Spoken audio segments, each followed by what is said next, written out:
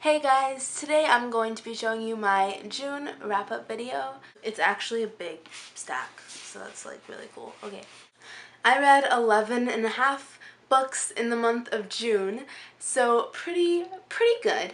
The first book I read was Monsters of Men by Patrick Ness. I mentioned this in my last wrap-up video, but I finished it in the beginning of this month. This is the last book in a trilogy. It's not very popular. You probably haven't heard of it. It's called the Chaos Walking Trilogy. I read this book. You should definitely check it out if you haven't already read it.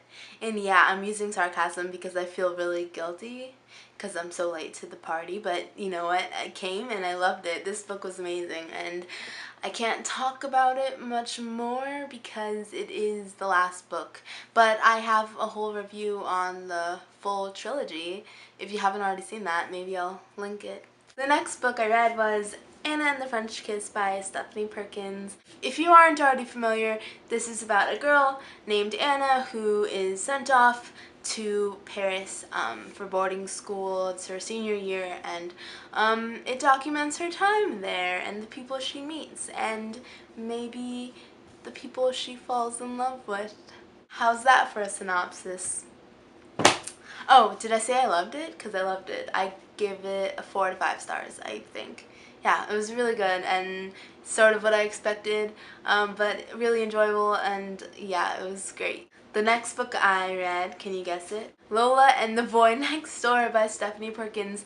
I tried to read another book after Anna and the French Kiss, but I had this on my shelf and it was just calling to me, and I could not read it. So this takes place in San Francisco, one of my favorite cities ever. This is about a girl named Lola who lives in the best city in the entire world. Well, in the state of California, and when her next door neighbors move back in, because they've been moving in and out, when they move back in, there's some drama because of a sort of mysterious past that she has with the children. They're not really children anymore, with the siblings that inhabit that home. My synopsises are spot on today. This is pretty good book as well. I'd say the equivalent to Anna and the French Kiss. I thought that was super cute how the stories were interwoven, and I'm really excited for the next one to come out, and I'm glad they don't have to wait that long. Aristotle and Dante discovered the secrets of the universe, another really great contemporary for summer that I hadn't read yet and that I figured it was time to. This book blew me away, and it's sticking with me. Like, I can't stop thinking about it. I really appreciated this book. It was so beautiful. The stories, the characters, the writing. I mean, I really love the writing. I think I need to read more from this author. Like, I don't want to shut up about it, but I've got another book to show, so. A Monster Calls by Patrick Ness. Another amazing book.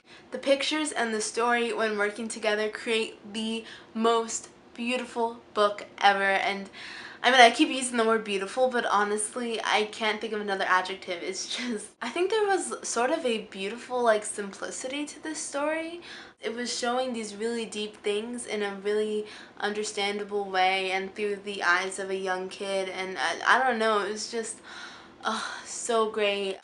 I would give a synopsis for this, but it is such a short story, and I think you just gotta read it. The Diviners by Libba Bray. I know, these are all books you should be familiar with, but yeah, this has been on my TBR since I bought it, and it's a big book, and I figured, hey, summer is a good time to knock out these monsters, right? It takes place in the 1920s, which is such an interesting time in American history. Anyway, this follows a girl named Evie who is sent to New York to live with her uncle for a while after sort of an incident she gets in trouble for, so her punishment is going to New York. Yeah. There's also some mysterious things going on. People being murdered and odd things. People might have supernatural powers. I mean, I don't know. It's, yeah. There's lots of mystery, suspense in this. I really like the mysterious aspects of it, and the characters were really cool, but I felt like sometimes they were a little bit stereotypical, and I'd say Evie, although I overall liked her, there's some, like, things that I was like, come on, man. Like, I felt like she was a little bit of a caricature, but I don't know. Overall, she was a good main character, and I liked her. You could tell Libba put so much work into this novel. I mean, it's so dense with history, but it isn't boring. It's super interesting stuff, and it's just quick side comment. I like Sam better than Jericho. Is that, I don't know if that's a popular belief or if it's just me. The Blood of the Lamb by Peter de Vries. I might have pronounced that wrong, probably did, but anyway, I read this book because John Green said that this book and Infinite Jest were sort of his inspirations for An Imperial Affliction. This book was phenomenal. I mean, it was mostly the writing style that made it for me because the writing is so rich, and I mean there's so many quotes that I wrote down on my phone from this book because it's filled with amazing lines. From what I've gathered, this is a like sort of a autobiography. It's based a lot around Peter de Vries' life. But this sort of chronicles the life of a man named Don Wanderhope. That's his last, wow, I didn't examine that closely. So this sort of follows his life. It starts when he's like about a teenager or something, and it ends when he's already like a middle-aged man. Throughout this whole book, there's this sense of like foreboding and just gloom that hangs over all these characters and the story. It's just every step this character takes, it's like plagued by sadness. I mean, that sounds exaggerated, but I'm not joking. It is so sad. Oh, but it's so beautiful. I mean, sometimes you need a really deep but depressing book, and this is definitely one for you. If you want to read An Imperial Affliction, this might be the closest thing to it. So, yeah. Pride and Prejudice by Jane Austen. Really enjoyed this book. All the characters, even though it was written such a long time ago, I felt like I could still understand the story and still relate to the characters and still really enjoy the romance. It was so beautiful how it developed. Like, I just, so good. And the classics, man. Just gotta give them a try. The next book I read was When You Reach Me by Rebecca Steed. I don't actually have the book with me. My mom is borrowing it, but I'll tell you about it anyway. It's a middle grade novel about a girl, she's a 6th grader, named Miranda, who's living with her mom. This book takes place in New York City during the 80s, I want to say. I'm not sure about that. There's several things going on in this book. I mean, it's a short novel, but there's so much happening. I give it a 4 out of 5 stars. It was a great piece of middle grade literature. The characters were so great and lovable, and the story was so fun, and just, it was a great read. It was really light, enjoyable. I highly recommend it. And also the ending, it was so great. It was definitely one of those full circle endings where everything wraps together. Say What You Will by Cammie Mcgovern. This is another really great contemporary book that I highly recommend you read. This book has been described as a fusion between Eleanor Park and all of John Green's books, and I guess I'd say that's pretty accurate. It's about these two kids named Matthew and Amy who are going into their senior year of high school, and they both are kind of outcasts, but for different reasons. Matthew is more of like an introvert, and he just doesn't like being around people. Amy has cerebral palsy, which sort of sets her apart from the rest of her classmates because like half her body doesn't really function well. But when Matthew starts working as Amy's peer helper, they become great friends, and for the first time they actually have a close friend.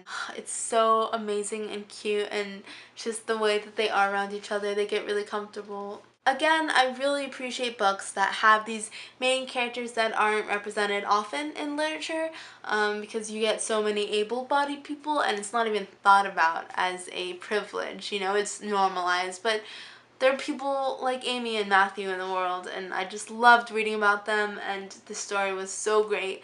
I highly recommend it, especially if you liked Eleanor and Park. You will probably most definitely love this book. Everybody Sees the Ants by A.S. King. This was my second A.S. King book. It was amazing. Really, really great. I really enjoyed it. This is about a 16-year-old boy named Lucky who is being bullied, and there's also a lot of problems at home with his parents. They're sort of fighting, and his dad really isn't around that much. His mom and him decide that they're gonna just take a break for a while and they're gonna go to Arizona. So they go stay in Arizona, and during their time there, Lucky goes through things. And that's really vague and not a good synopsis. My camera is dying, so I have to make this really quick. So that's all I'm going to say about this book for now, because I'm running out of time. But really, really great book. And the last half book I read was The Catcher in the Rye. I am almost finished with it right now, but those are all the books I read this month. 11 and a half. Pretty good. Pretty satisfied. Sorry this is a really long video. I'm going to stop talking, but I'll see you next time, and thanks for sticking around if you're at this part. High five. Never read 11 and a half books in a month because the wrap-ups take hours to film. Like, I'm not even kidding.